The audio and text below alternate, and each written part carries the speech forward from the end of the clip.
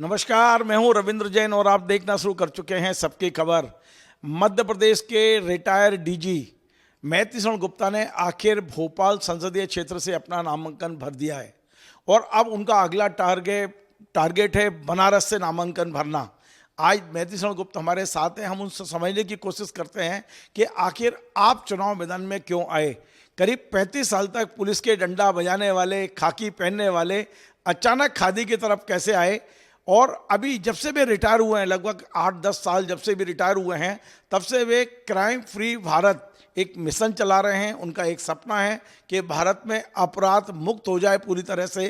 क्या ये केवल सपना है या कभी हकीकत में बदलेगा, हम उनसे समझते हैं। लेकिन सबसे बड़ी बात यह है कि जो इतने लंबे समय तक शासकीय सर्विस में रहे हैं, सरकार की बजाते रहे, सरकार के आदेश का पालन करते रहे, आज वो चुनावी मैदान में क्यों उतरे। आपका बहुत बहुत स्वागत है मैथिषण जी।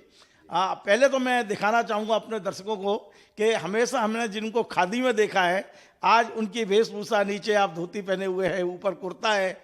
निश्चित तौर पे ये हमारा भारतीय परिधान है, लेकिन एक पुलिस अफसर भारतीय परिधान में देखते हैं तो हमें भी थोड़ा सा अच्छा भी लगता है और एक चौंकाहट भी रहते हैं, हम लोग एकदम चकित भी होते हैं। और मेरा सवाल यही है कि आखिर आपको चुनावी मैदान में क्यों उतरना पड़ा। बहुत सुंदर बात आपने कही। मैंने 2017 में एक प्रस्ताव सरकार को भेजा था कि टेक्नोलॉजी के हम उस पड़ाव पे ऑलरेडी पहुंच चुके हैं कि टेक्नोलॉजी का यूज करके हम 5 सर्टेनिटी के साथ धन की वर्षा करते हुए अपराध मुक्त भारत बना सकते हैं। इसका 2 वर्ष तक भारत सरकार ने परीक्षण किया। 2019 में इसे मान्यता प्रदान करते हुए national police mission for crime free Bharat के रूप में ग्राह्यता मिली। 2019 से मैं ही जो है इस मिशन का जो है नोडल ऑफिसर हूँ, प्रमुख हूँ। मैंने बीपीआरडी से कई बार इस बात को आग्रह किया कि ये इतना बड़ा सपना है कि इसके लिए माननीय प्रधानमंत्री, माननीय गृह मंत्री जो है यदि फ्रंट लीड लेंगे तो ये बदलाव बड़ी आसानी से आ जाएगा और धन की वर्षा के साथ साथ भारत सरकार के पास 20 गुना ज़्यादा पैसा भी आ जाएगा।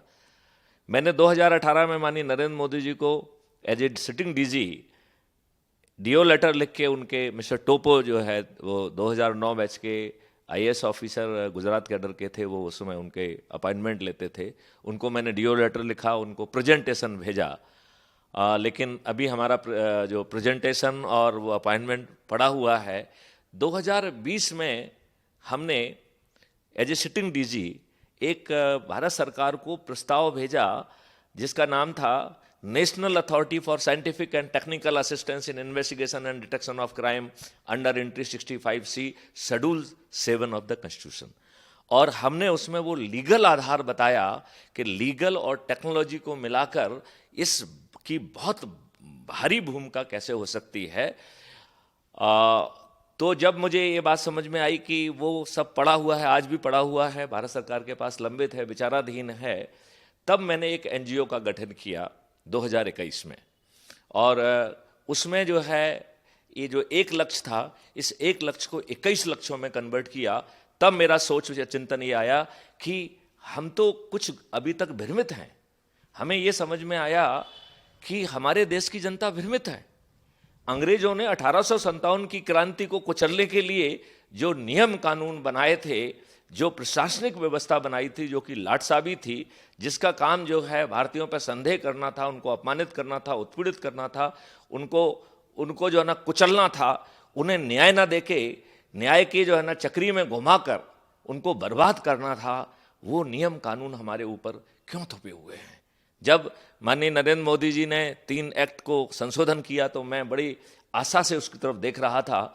लेकिन जब मैंने देखा कि आईपीसी, सीआरपीसी और एविडेंस एक्ट में जो परिवर्तन किया गया है, it is a eyewash, it is a cosmetic change. हमें कॉलोनियल लॉ और कॉर्नेलियस सिस्टम की आत्मा को बदलना पड़ेगा। हमें संज्ञेय अपराध, असंज्ञेय अपराध और सिविल ऑफेंस का अंतर खत्म करना होगा। हमें सिस्टम ओरिएंटेड, बिना जो है ना थाने जाए एफआईआर दर्ज करने के जो हमने 6 सिस्टम जो है ना ऑलरेडी गवर्नमेंट ऑफ इंडिया को दिए हैं, उसके तहत जो है भारत के हर नागरिक की एफआईआर बिना थाने जाए जो है ना होगी, और आज की तुलना में 1000 गुना ज्यादा गुणात्मक बेहतर होगी। साथ में ही कोई यदि झूठी रिपोर्ट करेगा, कोई यदि झूठी गवाही देगा तो 15 साल तक जेल में सड़ेगा और उसकी संपत्ति जब्त कर ली जाएगी। क्यों? क्योंकि बहुत सारे जो है ना लोग झूठी रिपोर्ट लगा के, आप जैसे पदोन्नति के समय में आप देखिए लोगों का जो है झूठी रिपोर्ट्स का जो ना सिलसिला बन जाता है, और उसका एक ही मकसद होता है कि जो अधिकारी है उसको पदोन्नति ना मिल पाए। तो इतने दुष्ट लोगों से हम घिरे हुए हैं। आपको मालूम है कि बहुत सारे लोग दबाव बनाने के लिए झूठे मुकदमे कायम कराते हैं। आज ये स्थिति बन गई है कि सही मुकदमे कायम हो नहीं रहे। 90% cases are not being registered. Gupta ji, आप देख रहे हैं कि नई सरकार, देश की नई सरकार की अब तो पुरानी हो गई, नरेंद्र मोदी अमित शाह के नेतृत्व में इन्होंने आईपीसी बदल दिया, सीआरपीसी बदल दिया। अब तो आपको संतुष्ट हो जाना चाहिए। आप जो चाहते थे शायद उनको सम्मिलित भी किया होगा उन्होंने। नहीं, बेसिकली परिवर्तन है, सकारात्मक परिवर्तन है। जितना हुआ उसके लिए मैं माननीय नरेंद्र मोदी जी और अमित शाह जी को जो है ना के प्रति कृतज्ञता भी व्यक्त करता हूं, आभार भी व्यक्त करता हूं। लेकिन मेरा मानना है अभी भी आत्मा नहीं बदली है। The changes are cosmetic in nature. हमें जो है एक ऐसा सिस्टम जो कि धन की वर्षा करते हुए भारत सरकार के पास लगभग 10 गुना ज्यादा पैसा पहुंचा देगा, और भारत के हर नागरिक को 3 दिन से 30 दिन के अंदर बिना कोर्ट कचहरी जाए न्याय मिल जाएगा। यदि वो आपके पास ऑलरेडी सबमिटेड है तो उसे ग्राह्य करिए। यदि आपके किसी व्यक्ति को उसमें कोई आपत्ति है तो मैं उसको गाइड करने के लिए तैयार हूं। आपके जो है ना एक्सपर्ट से मैं बात करने के लिए तैयार हूं। मैं माननीय नरेंद्र मोदी जी से लगभग 600 वीडियो के माध्यम से ये बात और अनुरोध करता रहा हूं कि इन 21 लक्ष्यों के पीछे टेक्नोलॉजी बनाई गई है, सब चीज बनी पड़ी हुई है। आप अपने जो है ना विशेषज्ञ से, जो सब्जेक्ट एक्सपर्ट हैं, उनसे साक्षात्कार करिए। मेरी केवल एक ही शर्त थी कि साक्षात्कार से हम जो चर्चा जो है वो बंद कमरे में नहीं करेंगे, वो लाइव टेलीकास्ट होना चाहिए। क्योंकि हम किसी को ये अधिकार नहीं देना चाहते हैं कि साहब मैंने चर्चा कर ली है, कुछ नहीं है। तो आपका चुनाव लड़ने का उद्देश्य केवल इतना ही है कि आपकी बात ऊपर तक पहुंच जाए, कोई चुनाव जीत हार से आपका लेना देना नहीं है। आपने बिल्कुल सही कहा कि मेरा मकसद जो है आवाम का ध्यान आकर्षित करना है। और फिर अब हम जो मॉडल लेके आए हैं सत्ता के गलियारों में, जो आज का जो भ्रमण है, जो आज की पॉलिटिकल पार्टीज हैं, ये हैं, यदि लोगों ने 9 दिन तक जो मैं बात कह रहा हूं वो कर देंगे तो ताज भी आम जनता के ऊपर होगा। ताज जो है ना राजनीतिक पार्टियों के ऊपर नहीं होगा, ताज जो है ना आम जनता के रूप में होगा। और मैथिली शरण गुप्त जो ध्यान आकर्षित करने के लिए कर रहे हैं वो विजयी भी होंगे। और मैथिली शरण गुप्त को जो समर्थन करने वाले लोग जो नामांकन भरेंगे एज ए निर्दलीय, और जो अधिक से अधिक लोगों को जोड़कर चंद्रगुप्त कहलाएंगे, ऐसे सभी व्यक्ति विजयी हो सकते हैं। मात्र हमें विश्वास करने की जरूरत है, मात्र हमें 9 दिन की एनर्जी करने की जरूरत है। मुझे लगता है भारत की हर जनता को अपने बच्चों को एक अच्छा भारत देना चाहिए। और जब आपका जो है ना उसमें 5 पैसे खर्च नहीं हो रहे हैं, आपको कोई जुलूस नहीं निकालना है, कोई धरना नहीं देना है, कहीं पे नहीं जाना है, वैसी स्थिति में मैं देश की जनता से प्रार्थना करता हूं कि नेता सुभाष चंद्र बोस ने यह बात कही थी कि तुम मुझे खून दो मैं तुम्हें आजादी दूंगा, तुम मुझे खून दो मैं तुम्हें आजादी दूंगा। मैथिली शरण गुप्त कह रहे हैं कि तुम मुझे मिस कॉल दो मैं तुम्हें महापरिवर्तित भारत दूंगा। और मिस कॉल आपको देना है 9425606040। यदि रविंद्र जी मुझसे पूछेंगे कि ये मिस कॉल से क्या फायदा होगा, तब मैं इसे आगे समझाने की कोशिश करूंगा। देखिए, मैं सबसे बड़ी पहले ये पूछ लूं कि आपको पता है कि चुनाव कितने महंगे हो गए हैं, आप उतर गए हैं, तो ये तय है कि आप अन्य लोगों की तरह लड़ेंगे या चुनाव फॉर्म भरने के बाद घर बैठेंगे, सिर्फ अपनी बात सोशल मीडिया के जरिए कहेंगे, या वास्तव में आप भी होर्डिंग, बैनर, पोस्टर, पैम्पलेट ये सब निकालेंगे? मैं सिर्फ लोगों को चुनाव चिन्ह मालूम पड़ जाए उसके लिए जो सीमित पोस्टर हो सकते हैं 100-200, उसके अलावा मैं एक भी नहीं करने वाला हूं। लाखों मतदाता हैं, 15-20 लाख मतदाता हैं, 100 पोस्टर में कौन आपकी बात सुनेगा? यदि ये बात पहुंचाने वाला परिवार का अपना सदस्य हो और वो अपने से जुड़े लोगों तक ये बात पहुंचाए तो 100 क्या, एक व्यक्ति की जो चेन शुरू होगी वो 9 दिन में 100 करोड़ तक पहुंच जाएगी। गुप्ता जी, आप जो बातें करते हैं, कई लोग आपको सुनते हैं तो ये कहते हैं कि आप किसी सपन लोक में जी रहे हैं। एक सपनों का एक दुनिया आपने अपने आसपास बना ली है और आप उसी में विचरण करते रहते हैं। पहले आपने 2023 के विधानसभा चुनाव से पहले बोले थे कि मुख्यमंत्री तो हमारा बनेगा, हमारे संगठन का बनेगा। उसके बाद में आपका मुख्यमंत्री तो बहुत बड़ी बात है, आपके किसी भी उम्मीदवार को मेरे ख्याल है 2-4 हज़ार वोट की भी कोई सूचना हमको नहीं, हमारे किसी भी व्यक्ति ने नामांकन ही नहीं भरा और दैट वाज द सिचुएशन। लेकिन मैं आपको ये बता दूं कि जो आप कह रहे हैं कि काल्पनिक फलाना, कि जितने भी बड़े महापरिवर्तन हुए हैं इसके लिए 4 चीज़ें महत्वपूर्ण हैं। पहली चीज़ महत्वपूर्ण है कि somebody must dare to dream it. किसी को एक महास्वप्न देखना होगा। जो महास्वप्न देखने की हिम्मत नहीं कर पाएगा वो स्वप्न कभी जिंदगी जो है ना जमीन पर उतरत नहीं होगा, पहली बात। दूसरी बात है कि जिसने स्वप्न देखा he should firmly believe in it. I firmly believe in it, it's doable, बिना खर्चे के डुएबल है और भारत सरकार के पास 20 गुना ज़्यादा पैसा आ जाएगा। भारत सरकार अपने देश की जनता को टैक्स मुक्त कर पाएगी। मैं ऐसे इस लगभग 600 वीडियो माननीय नरेंद्र मोदी जी को भेजा हूं जिसमें मैंने एक्शन प्लान दिया है कि 2025 में सभी तरीके के टैक्स 50% हो जाएंगे, 26 में 25%, 27 में 10%, 28 में 5% और 2029 में यह देश पूरी तरह से टैक्स मुक्त होगा।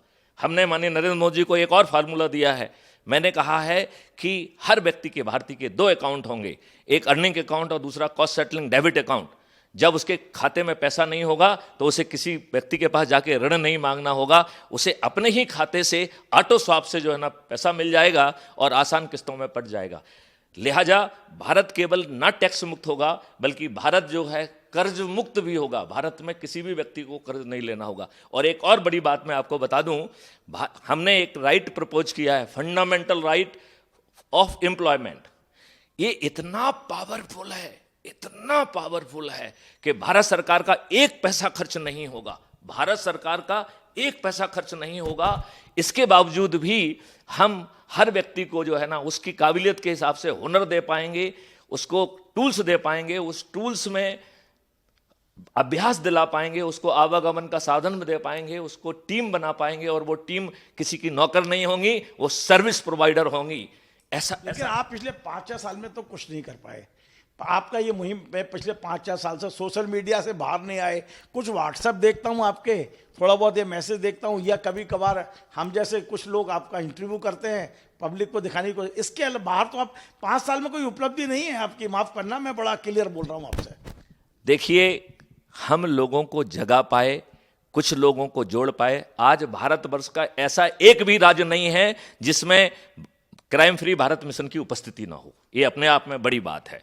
ये तब हो रहा है जब बहुत सारी शक्तियां मुझे अपना कार्य करने में बाधित कर रही हैं। ये ऐसा नहीं है आई एम बीइंग जो है ना jeopardise, I am being obstructed. इस ऑब्स्ट्रक्शन के बावजूद भी आज जो है क्राइम फ्री भारत मिशन से 15,000 लोग जुड़े हुए हैं। यदि वो आज जाग जाएं तो 5वें दिन हम 100 करोड़ हो जाएं। 140 करोड़ में 15,000 लोग, ऊंट के मुंह में जीरे से भी जी रहा है, कम है। खैर, मेरा सवाल ये नहीं है, मेरा सवाल दूसरा है। मेरा सवाल दूसरा है। एक बात मुझे कह लेने दीजिए। देखिए, जब आपको महापरिवर्तित भारत मिल रहा है, जब इस देश के राजनेताओं ने लोकतंत्र को खत्म करके पार्टी तंत्र स्थापित कर दिया है। लोकतंत्र की डेफिनेशन होती है government of the people, by the people, for the people. आज जो डेफिनेशन है government of the party, by the party, for the party. और हमारी पार्टियां हैं कैसी जो अच्छे लोगों को टिकट नहीं देती हैं। 140 करोड़ लोगों में उन्हें 543 अच्छे लोग नहीं मिलते हैं। यह शर्म और लज्जा की बात है कि अभी जो हमारा पार्लियामेंट है जिसका समापन हो रहा है, इसमें 44% मेंबर ऑफ पार्लियामेंट आपराधिक रिकॉर्ड के हैं और 29% लोग जो है वो जघन अपराध के अपराधी हैं। हत्या, डकैती, लूट, किडनैपिंग, बलात्कार, बृजभूषण जैसे। क्या ये शर्म की बात नहीं है? क्या ये लज्जा की बात नहीं है? हम जो है अनपढ़, गवार, बाहुबली, महाबली, धन लोलो पशुओं और जो है अपराधियों को टिकट बांट रहे हैं।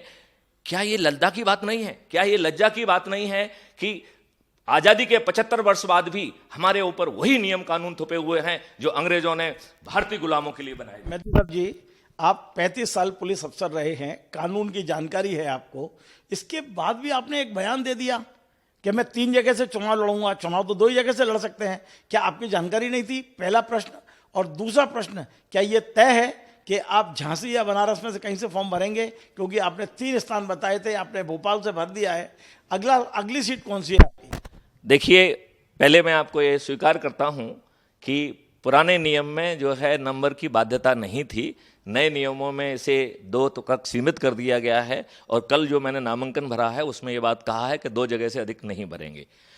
चूंकि मेरा उद्देश्य जो है इस संदेश को माननीय नरेंद्र मोदी जी तक, देश की जनता तक पहुंचाने का है और एक जनता को एक मॉडल दिखाने का है कि वो जो है यदि अपने आप को जाग ले तो ताज भी उसके सिर पे होगा और महापरिवर्तित 21 लक्षों वाला भारत भी होगा। अब आपने दूसरी बात कही तो उसका जवाब ऐसे पार्सली तो दे दिया है मैंने, लेकिन स्पष्ट शब्दों में देता हूं कि मैं दूसरा जो है भरूंगा वाराणसी से, और भरूंगा नहीं लड़ूंगा भी, क्योंकि संदेश तभी पहुंचेगा जब जो है ना मैथिली शरण गुप्त हर व्यक्ति तक ये बात पहुंचाएंगे कि भाई साहब आपके ऊपर गुलामों के नियम कानून थोपे हुए हैं। 9 दिन के सरल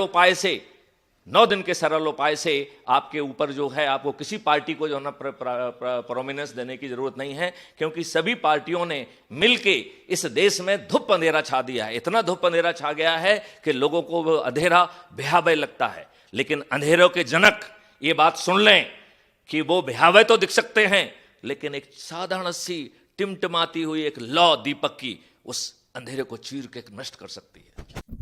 एक और बड़ा महत्वपूर्ण सवाल है जो आज दिन भर से चर्चा का विषय बन गया है जी। और मैं तो आपको तब से जानता हूं जब आप मंडला में एसपी थे, शायद 30 साल पहले भास्कर के रिपोर्टर के रूप में आपके पास आया था। मुझे मालूम है मैथिली शरण गुप्त एक ईमानदार और सक्षम अधिकारी रहे मध्य प्रदेश के। मध्य प्रदेश पुलिस आप पे गर्व करती है, हम खुद आप पे गर्व करते हैं, इसमें कोई दो राय नहीं है। लेकिन आज जब आपने नामांकन भरा तो 16 करोड़ की प्रॉपर्टी देख के सबकी आंखें चौंधी आ गई कि ये पैसा कहां से आया 16 करोड़ आपके पास। एक ईमानदार अधिकारी पर पत्नी के नाम 11.5 करोड़, आपके नाम 5.5 करोड़, ये पैसा कहां से आया आपके पास? और ऐसा नहीं हो आप बनारस फॉर्म बनने जाए और पीछे से ईडी और सीबीआई भी आपके पीछे लग जाए। बहुत सुंदर प्रश्न किया आपने। जिनके खुद मकान जो है शीशे के होते हैं ना, वो दूसरे के मकान पर जो है ना पत्थर नहीं फेंकते हैं। तो मैथिली शरण की जो इमारत है ना, वो कोई ढपली वाली नहीं है, कोई वो शीशे की नहीं है। रही बात जो है ना इन आंकड़ों की, तो ये सस्ती सी प्रॉपर्टी खरीदी जो उसमें नामांकन में लिखा हुआ है कि कितनी प्रॉपर्टी कितने की खरीदी है और वो बनके इतनी हो गई है। और मैडम की जो प्रॉपर्टी है, एक 70,000 की प्रॉपर्टी खरीदी थी जो 1 करोड़ की बिकी, राइट, 2011 में वो शासन को सूचित किया गया है। और उस प्रॉपर्टी से जो चीज खरीदी गई वो 5 करोड़ की हो गई और एक दूसरी प्रॉपर्टी खरीदी गई वो भी 5 करोड़ की हो गई, राइट। बाकी जो छोटी छोटी जो इन्वेस्टमेंट मिला के वो 11.5 करोड़ हो गए। मैथिली शरण गुप्त ने जो घर खरीदा था और जो एक फार्म हाउस खरीदा था वो हमने आकलन किया है कि 5 करोड़ का हो गया। तो इस तरीके से जो ना 5.5 करोड़ कुल मिला के आपने सच बोला है, जो सच है वो बोला है आपने। कई लोग इस चीज को छुपा लेते हैं, आपने सच सच बता दिया अपने फॉर्म में। नहीं, मैंने अनुमानित जो दर है वो मुझे जो लगा कि सही है वो लिखा है। मैं चाहता तो उसको 5 करोड़ की जगह 1 करोड़ लिख लेता। अनुमानित तो कुछ भी हो सकता है। अनुमानित कुछ भी हो सकता है। तो जो ये आंकड़ा है ये अनुमानित संपत्ति का है। 10 लाख को मैं कह रहा हूं ये 5 करोड़ की हो गई है और 12 लाख की संपत्ति को मैं कह रहा हूं कि साहब ये जो है ना 5.5 करोड़ की हो गई है।